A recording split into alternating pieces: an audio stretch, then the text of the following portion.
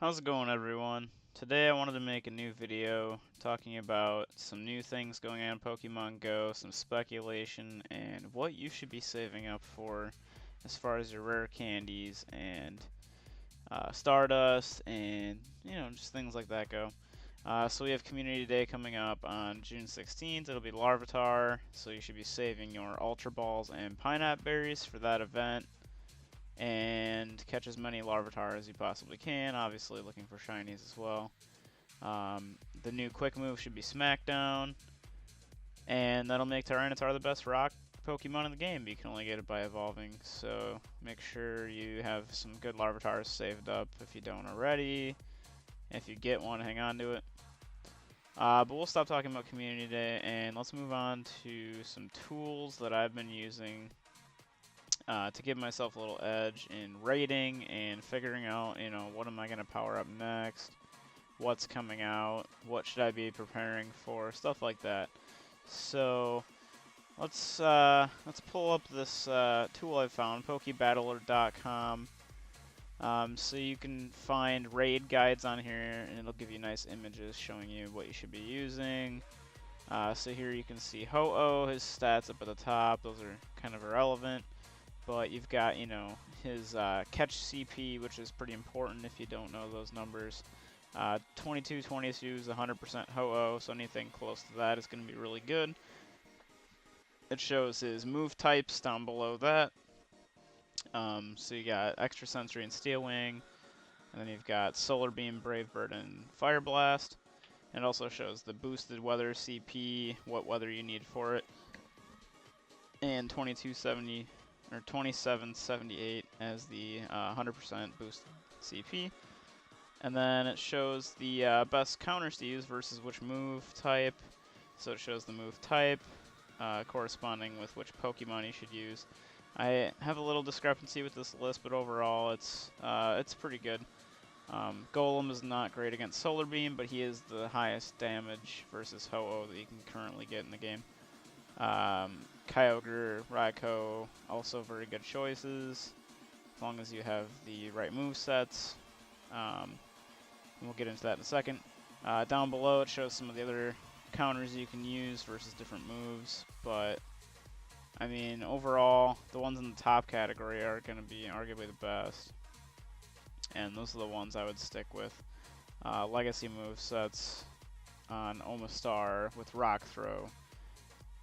Also good, but you can't get that anymore. And then another tool I found is this raid guide page here. It shows all the different tiers of raids that you can find in the game. And if you click on one, it'll show you all the best counters to use, how many people you can do with, stuff like that.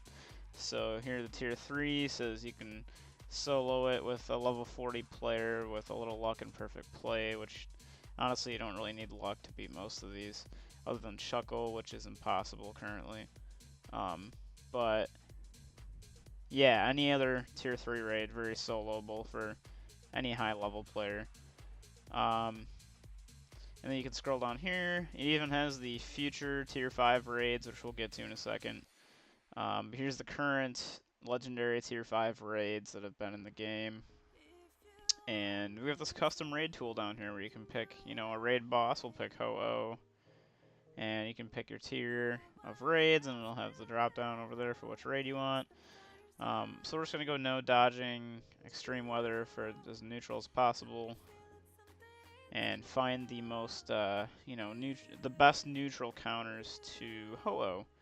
So then we'll click the button, and we'll find the best raiders. So you get this page here, and it'll show you a tier list of, the best raid Pokemon for Ho-Oh. And Kyogre is number 1 based on damage and survivability against all move sets. This is taking into account all move sets that Ho-Oh can have. And honestly, I like this list quite a bit. I think Golem should be a little higher on the list. Omastar you can't get Rock Throw on anymore. It is a legacy move set. So if you don't have Omastar with Rock Throw, Rock Slide, Golem is going to be the best bet. It does the most damage with Rock Throw, Stone Edge. I would put Kyogre at second. Overall, just, you know, because damage over time is the most important thing when raiding. Survivability is a little important, but not as important as damage, because you're on a timer, so the more damage you do in less time is, you know, the most important thing you can do, since the only way you can really lose to a raid is to time out. So, yeah, you can see, you know, you got Raikou is also a very good counter with Thundershock Wild Charge. I recommend any of these counters listed here, except for probably Solar Rock. All of these are very good counters. I haven't tried out Rayquaza yet, but yeah, so it shows, you know, a lot of statistics on the side, every single move set combination it can have, and the time to beat it and all that fun stuff. And it even tells you up here by most difficult raids, which is covered up right now, and yeah, it's covered by this Patreon link, which I can't really get rid of, apparently, but it'll tell you, you know, group size, minimum trainer level, and how difficult it's gonna be. So for Ho-Oh, you can, you know, potentially do it with 3 to 4 players if you have perfect conditions. That is, perfect moveset, perfect team, etc., etc. Otherwise, you know, 4 to 5 players is pretty safe if you have all high level players and with the counters listed here at high levels and the right movesets. So yeah, this is just a nice little tool that I found a couple weeks ago that I thought might help you guys out quite a bit when figuring out what you should be powering up for now and for the future. So yeah, let's go check out.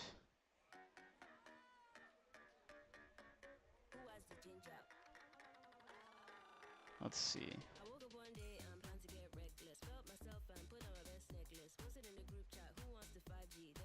So let's check out the future tier 5 raids. So yeah, let's just start with Regice, since it's kind of the most relevant one to our current raid bosses. I'm just going to go neutral settings again, and as you can see here, Moltres, Entei, and Ho-Oh are the best 3 Pokemon to raid Regice with, based on what movesets not only they have and how much damage they do, but also what movesets Regice has and how much he does back to them. So, Moltres is the #1 counter overall, and I strongly agree with that. It does the most damage over time, and it is resistant to every single one of Regice's moves. Entei is #2, and Ho-Oh is #3. Now, I would actually put Ho-Oh #2 just because, again, of his resistances and high stats. But not only that, it also gives him a use for Steel Wing. So Steel Wing Fire Blast is a kind of a lackluster moveset normally, but they're both super effective against Regice, and Ho-Oh has really good stats.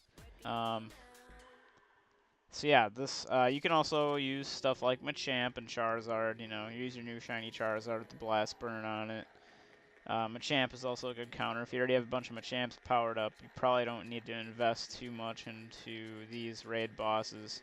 Machamp is decent against all of them, but again, if you're going for, you know, efficiency and, you know, trying to make the best possible team you can, do raids with the least amount of possible players, you're going to want to power this stuff up.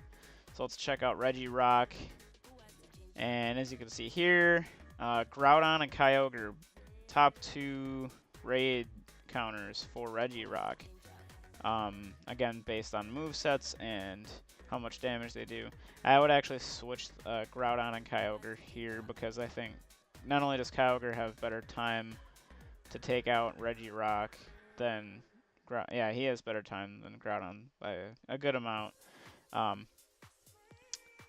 So yeah, I would recommend powering up Kyogre for sure right now and for the future. And then we can move on to Registeel quick. So again, Moltres, #1. I recommend powering up a Moltres if you have a good one. Otherwise, Machamp is going to do just fine here, as well as Blast Burn Charizard. Again, just if you have a bunch of Machamps powered up, I wouldn't worry too much about this, but which most people should have by now. Machamp is one of the most useful raid attacking Pokemon in the game. There's so many raids that are weak to Machamp at this point.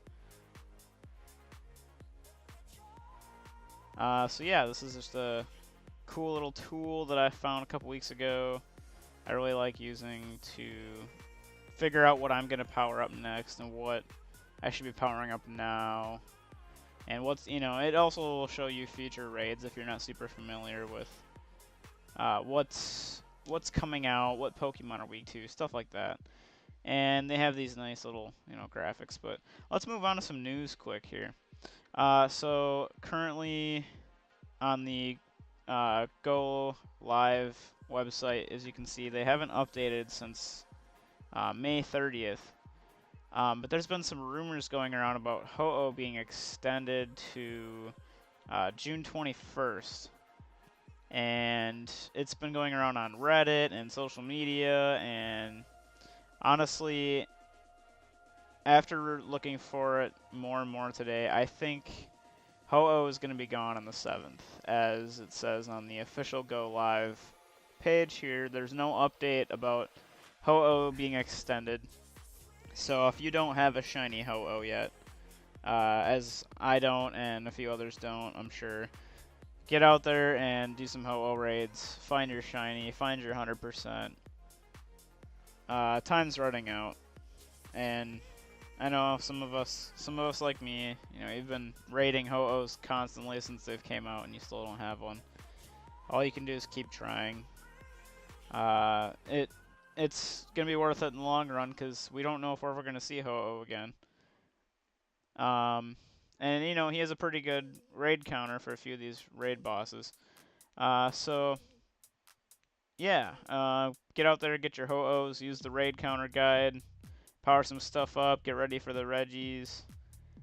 And that's about all I have for you today, guys. So, I'll leave you with that, and we'll see you next time. Thanks for watching.